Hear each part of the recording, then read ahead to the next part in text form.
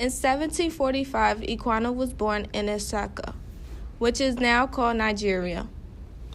He was known as a former enslaved African. Between the years of 1756 through 1763, he was kidnapped at the age of 11, and he was sold into slavery by multiple masters in Africa.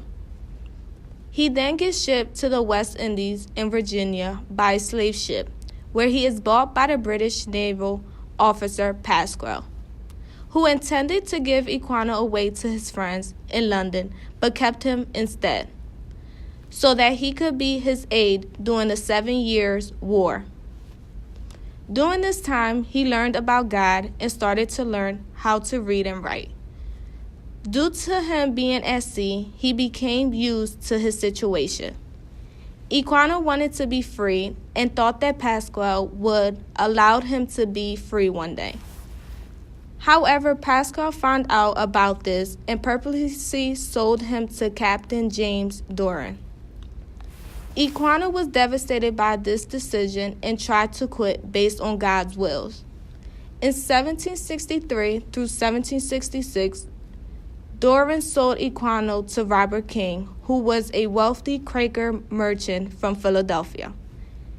Even though he didn't mind working for his slave master, he eventually saved up enough money to buy his freedom. In 1766 through 1773, his slave master agreed to give him money towards his freedom if Equiano showed that he could work for his money. He then gives that money that he earned from performing labor to his owner, so that way he could be a free man. In 1797, he died in London at the age of 52 years old. The scene that contributes to my understanding of the culture, values, and society produced is in the scene where Equiano was hung and beaten on the slave ship because he tried to escape without his master's authorization. All he wanted to do was to become free and live his life as a human, since he was tortured and beaten at such a young age.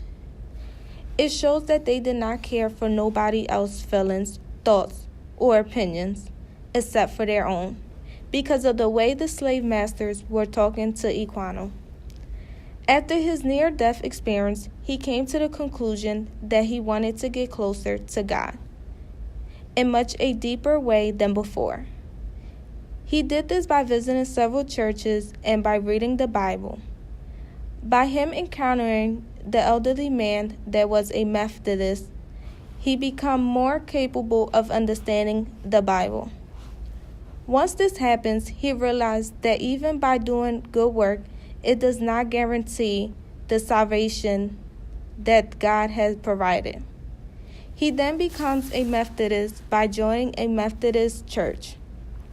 From this day forward, religion became a very important part of his daily life, and it also helped him shape his identity. The moment that contributes to my understanding of my culture and value in my society is when Equiano was captured by the Navy captain and eventually was free.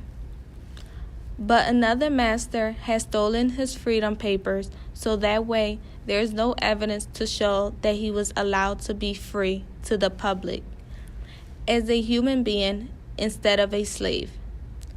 This reflects my own culture and values in my society because the President Donald Trump wants to build a wall so that way immigrants cannot cross the border to come to the United States. However, with building this wall, the military would have to protect the area where the wall would be placed to stop immigrants from reaching the United States. If they so happen to decide to make the choice to cross the border, they will be captured by the military and put in jail.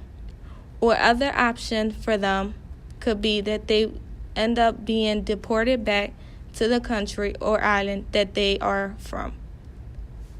The reason why the president is doing this is because he does not want the illegal immigrants to be able to experience the American dream and have legal birthrights here in the United States. He also wants to do this to prevent immigrants from collecting free benefits from the government under illegal terms.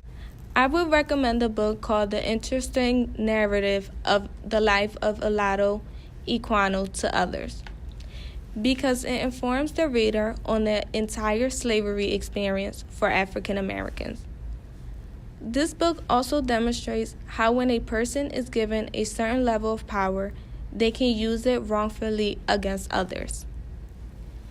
It can educate people on how to make something out of nothing.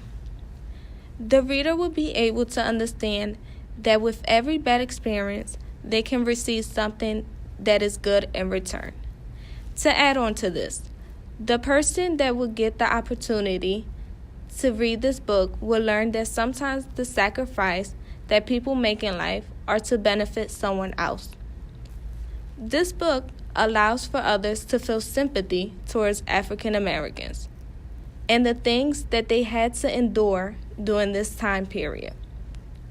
It could give insight to those who are curious as to how slavery eventually ended.